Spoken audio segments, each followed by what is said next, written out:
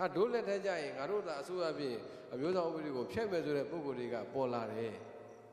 ဟုတ်လားဒါမျိုးတွေကိုဒိုးလက်ခံလို့ရပါမလက်ခံဘူးလက်မခံနိုင်ဘူး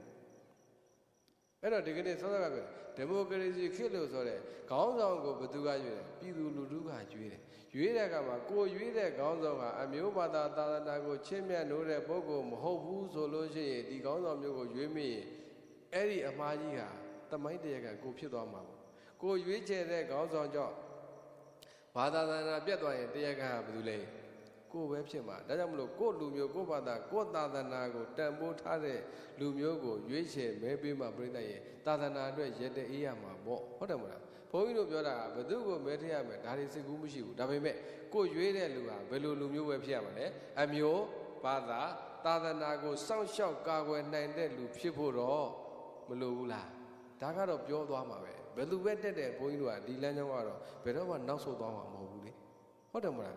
တော့ပြောတဲ့နာကိုပြောမယ်ဘယ်လိုပြောရမှာလဲသာသနာအတွက်ပဲပြောရမယ်လူမျိုးအတွက်ပဲဘာသာအတွက်ပဲပြောရအဲ့ဒီလိုပြောတာကိုပဲဒီကနေ့မခံနိုင်ဖြစ်ပြီးတော့ဘုန်းကြီးတွေကိုဘုန်းကြီးကဘုန်းကြီးလို့မလုပ်ဘူးလို့ပြောကြတယ်နော်ဘုန်းကြီးကလူမျိုးရေးလုပ်တယ်လို့ပြောကြတယ်နီးမျိုးစုံနဲ့ဘုန်းကြီးတို့ကိုဝေဖန်တယ်ဘယ်သူတွေကဝေဖန်တယ်ဗုဒ္ဓဘာသာတွေကအောက်တန်းစားဗုဒ္ဓဘာသာတွေကပြောနေကြတယ်